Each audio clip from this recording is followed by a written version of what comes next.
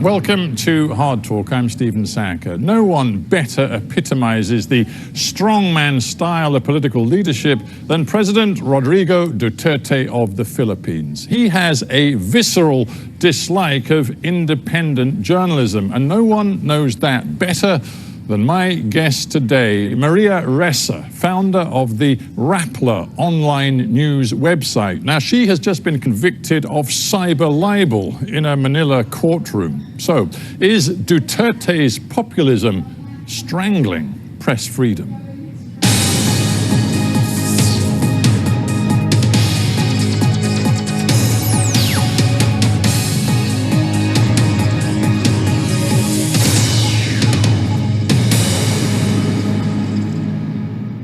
Maria Ressa in Manila, welcome to Hard Talk.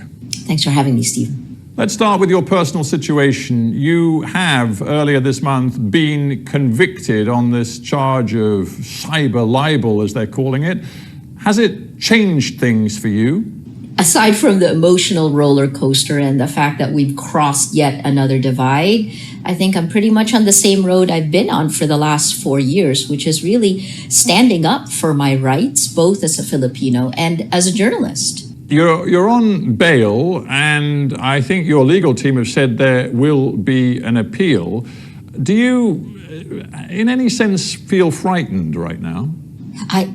Stephen, I've gone through this. When you've been under attack for 4 years, as we've been, there have been all these stages. It's like the stages of grief, right? In 2016, we were pummeled on social media, exponential attacks that are extremely visceral and, takes you by surprise, the viciousness of it. And those same narratives in 2017 come out of governments' mouths. President Duterte himself then began to equate journalist with criminal. And then in 2018, 11 cases and investigations. I was in and out talking to officials. And 2019, the filing of these cases. I have 8 arrest warrants against me that were filed that year. That was only last year. And I was arrested twice, detained once. I feel like Alice in Wonderland, and I'm down in a rabbit hole. I'm going out, and I'm going to walk out. This verdict that happened on cyber libel, a story we published before the law we allegedly violated, was even in effect. Cements it now, right? That 2016, they're journalists or criminals. In 2020, after the weaponization of social media, the weaponization of the law, now I'm convicted. That's the death of 1,000 cuts of our democracy. There is no doubt that it is not just you that has suffered from repressive tactics coming from government agencies. We can all see that.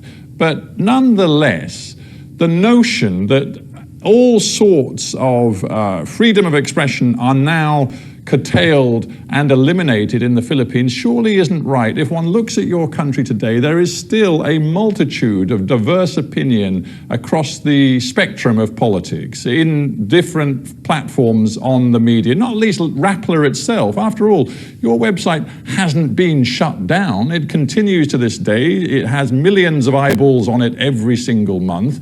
The Philippines is not North Korea, nothing like. Well, who would want to be North Korea, right? In the end, the Philippines is also living under a climate of fear and violence. In fact, when I last interviewed President Duterte, when he was already president, I was one of 4 journalists he gave an interview to in December of 2016. I asked him that specifically. I said, Mr. President, now that you're in charge of actually protecting the Constitution, is it necessary to use violence? And he said, yes. He said it's necessary to use violence and fear. So while you see what looks like a multitude of voices, imagine that those voices also have a Damocles sword hanging over their heads.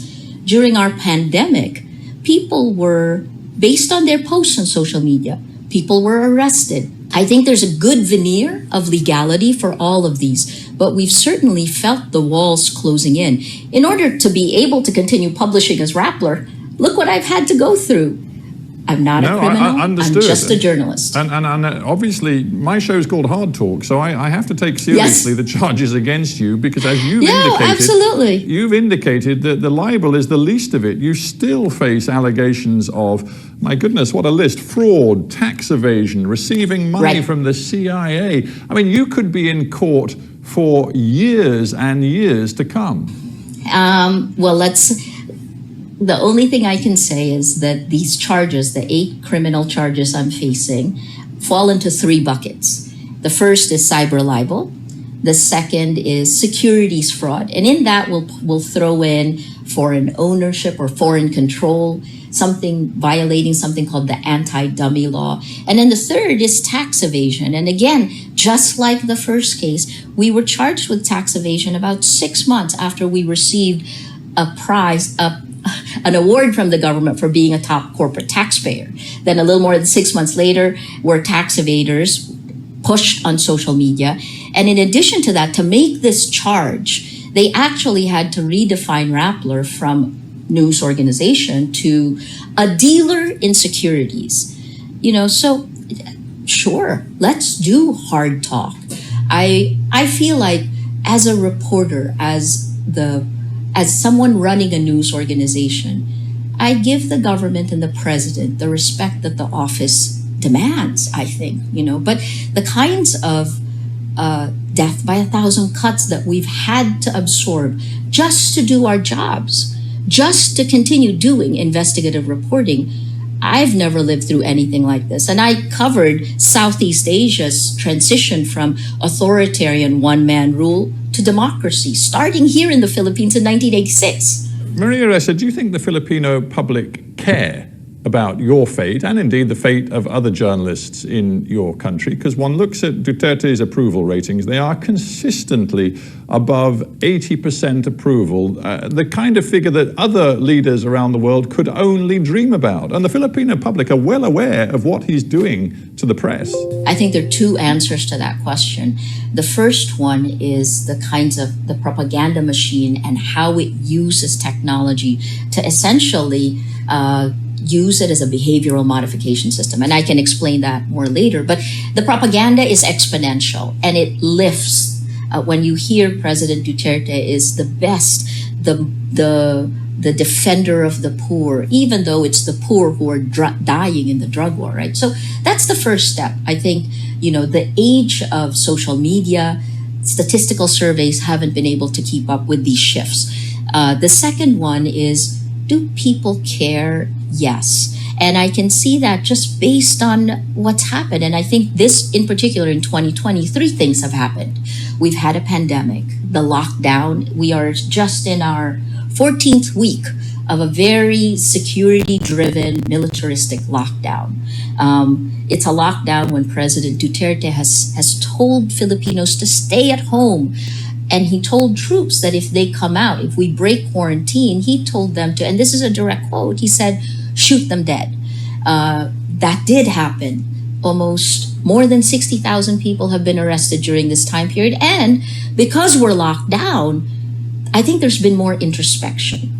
The second is the shutdown. I'm going to stop you there, if I may, Yeah. because it's fascinating what you're saying, but I'm just wondering where your evidence is, because I look at the latest polling I can find in the Philippines. There's a company I'm sure you know well, Social Weather Stations, who are widely respected, and their measurements suggest that the Filipino public as a whole approves still of President Duterte's campaign against illegal drugs. They still seem to favor him, despite all of the controversy about his latest anti-terror law, which you and others have described as a fundamental threat to freedom of expression. That's the third one, right? That's the third one I was going to say, this anti-terror bill. You have to get real in a way. Everything you say about what Duterte is doing is not deterring a really big majority of Filipinos from giving him their backing.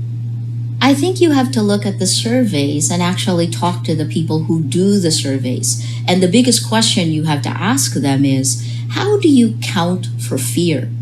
So before we went into lockdown, this was a question I asked all the time, because these surveys are done in the homes of people. They have their numbers, they know who they are. They're normally, their names are given by their village chiefs, the barangay captains. how do you account for fear, right? So not saying that President Duterte isn't popular, because I think his homespun, this kind of, the guy you want to have a beer with, the grandfather you want to have a beer with, that's the narrative. I think that's appealing. Yes, but having said that, how do you count for fear? Right? Interesting question. Now, and I tell you what, that plants in my mind a different idea about fear. Maybe for you, and let's be honest, for a relatively elite personality living in a nice part of Manila with perhaps more security than most Filipinos, it is easy for you to focus on the threats to freedom which you feel and the fear you talk about. But what about the other Filipinos whose fear is much more street level? It's much more about the insecurity. And your Rappler website has made a point of investigating the drugs war that Duterte has initiated for the last 3-4 years.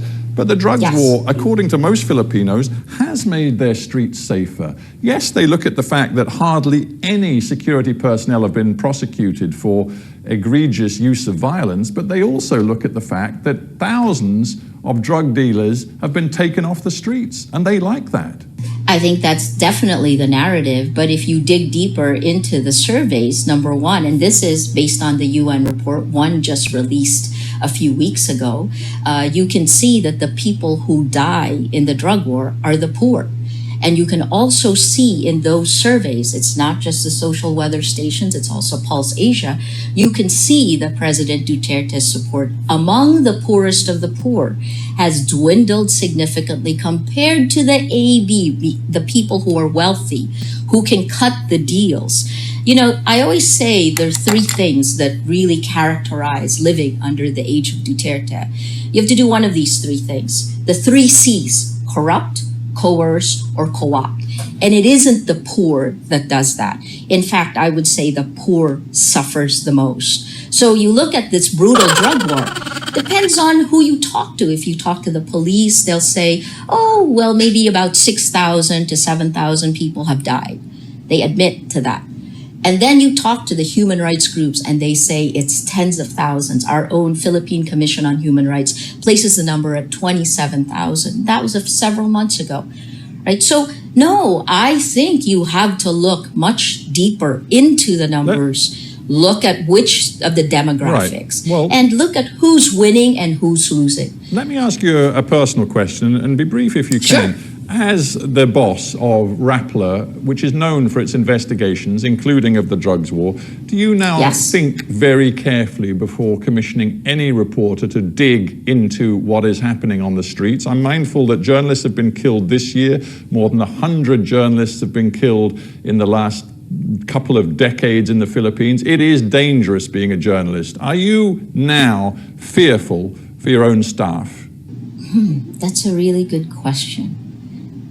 In a way, we've been forged in fire. And I think the biggest lesson we've learned in the last 4 years is that when there's a Damocles sword hanging over your head, if you let it affect you, then you've lost it. And what we've done is we've doubled down on our investigative reporting. We know it's really important. We know we have to do this now. So I don't actually make the assignments in Rappler, but what I see in our team is this renewed commitment. They're tireless. And we have a young team. Rappler is about 100 people. We're 63% women. The median age is 23 years old.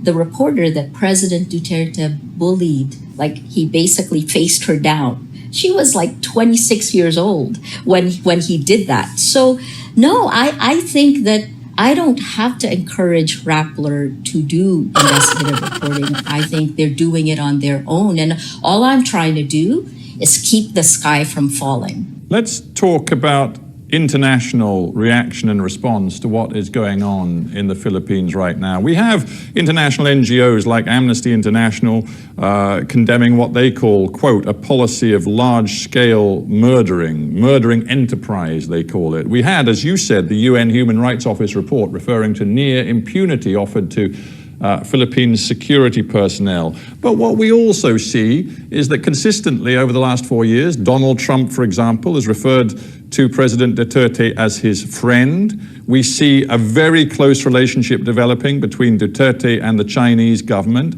And we see, for example, that the International Criminal Court, which appeared to be ready to investigate what was happening in the Philippines, has essentially been neutralized because the Philippines has refused to recognize its legitimacy. The international community, frankly, has let you down, hasn't it? I wouldn't say that. What I would say is that the Philippines is punching above its weight in terms of determining the geopolitical power balance. You know, it really is. When President Duterte took office by September, so he took office in May 2016. By September 2016, he was in Beijing, and he announced a pivot of the Philippines, a key country in the South China Sea conflict, right? What we call the West Philippine Sea. He announced that the Philippines would pivot away from the United States to China and Russia. He tosses this in.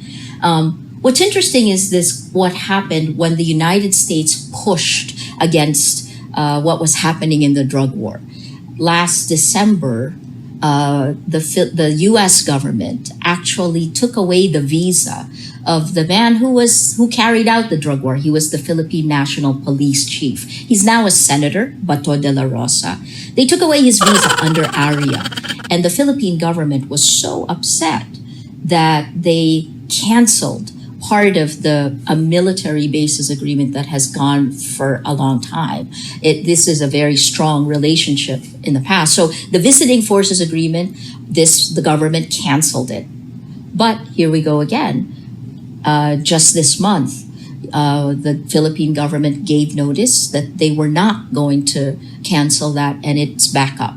So my point, well, you're making my point for me, that whatever the detail of difficulties, geostrategic difficulties in a relationship between the United States and the Philippines, in the end, there seems to be a sort of brotherhood feeling between Donald Trump and Rodrigo Duterte. And it's not surprising, given that they are, you could argue, populists of a similar style. They have contempt for much of the media, which we've discussed. They both seem to see journalists, quote unquote, as enemies of the people. And they both, it is true to say, have found a way of communicating through social media, through using Twitter and Facebook platforms in a way that politically is extraordinarily successful. I would agree with you.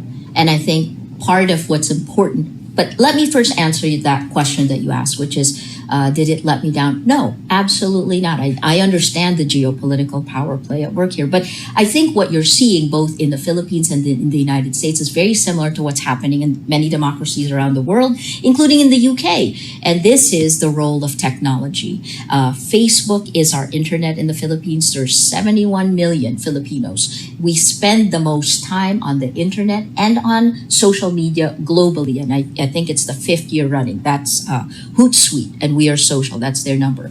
So what's happened is this kind of astroturfing of manufactured consensus, the manipulation of the public at mass scale using Facebook has happened here in the Philippines. You asked about the popularity of President Duterte. That's partly buoyed by a propaganda machine that we got clobbered for exposing in 2016. But Maria, I'm going to have to interrupt, because that's so what you are suggesting is that democracy doesn't work anymore. If you are talking about, quote unquote, manipulated public opinion, as you've just done, then you're undermining and delegitimizing the notion that the people have a right to choose their governors. If you're saying that their opinions are somehow fake or false, where is democracy? That's exactly what I'm saying, that democracy is essentially dead. And part of what killed it are social media platforms that have become behavioral modification systems.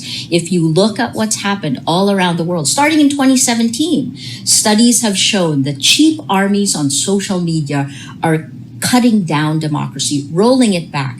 In 2017, it was in 27 countries. In 2018, that doubled. In 2019, it was up to 70 countries. And these are different research studies, right? But so this is dangerous territory. Right now, this is, if I may say so, dangerous territory, because you're suggesting to me that President Duterte, in the end, is illegitimate and doesn't have a mandate, when patently, that's not what I'm saying. This man has an extraordinary mandate.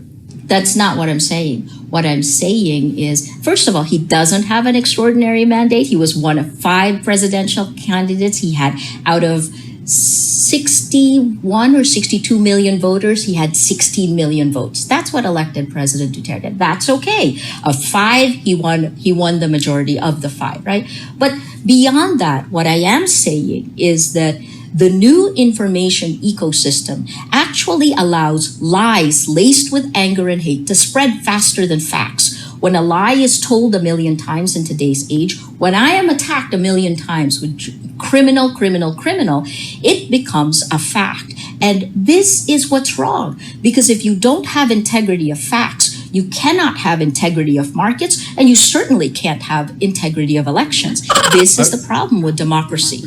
A final thought then. I'm very mindful that you returned to the Philippines from the United States after the People Power Revolution of, I believe it was 1986, and you made your life in the Philippines after that. And there was so much hope around then of a different kind of politics in your country. Here's what one Filipino lawyer who moved to Australia recently has written, Jason Lamchek. He says, in terms of corruption, the post-people power governments became indistinguishable from the Marcos regime. The only difference was the rhetoric of human rights and democracy, which people have increasingly come to regard as a sham. Isn't that the truth, that Duterte is in power and, quote unquote, so successful because the post-people power politics of the Philippines simply failed the people? I think I would agree that post-people power was a failure. We had endemic corruption. We replaced one set of leaders with another who then created their own. I mean, we've always said there are 8 oligarchical families, but the difference is this, right? The trickle-down effect didn't trickle down. There was a perfect storm, and this happened globally. This is part of the reason you're seeing a trend back to a form of, I would say, almost fascism, right? Because liberal democracy didn't deliver its promise. But having said that, we should not be moving the other direction. And that is the challenge to every democracy here. Part of what's enabled that is social media. When the gatekeepers, the journalists, the news organizations used to be gatekeepers, we kept the public sphere. We all agreed on the facts. Now that the gatekeepers are tech companies, the abdication of that responsibility has had huge impact. And what we're seeing now is the growth of, oh my gosh, I'm even going to say almost like fascism all around the world. And this is scary for me here in the Philippines because we're one of the first signatories for the UN Declaration of Human Rights. And yet I see Filipinos, things I would have thought would have been unbelievable. Filipinos are saying it's okay to kill. Filipinos saying that, democracy doesn't work. Maybe it doesn't. But I guess this is where I would like to see Filipinos weigh in. We shouldn't look away. We should make an active choice. And when you see your rights getting pushed back, I personally saw my rights being violated when that happens, are we going to accept that? Because then that will fundamentally change democracy. So maybe we should. Yeah, so we have to end, but I'm just thinking, never mind the threat of prison now hanging over your head, you continue this fight. It's not just about prison. The journey is the battle, because I think there's so much more at stake. If it was just me, I would, I'd be quiet. Why not? But there's so much at stake for us right now. I became a journalist in 1986, and I'm a journalist today. I'm at my most senior, and I want to make sure that I do the right thing for democracy, for journalism. Maria Ressa, thank you very much indeed for being on HardTalk. Thanks for having me.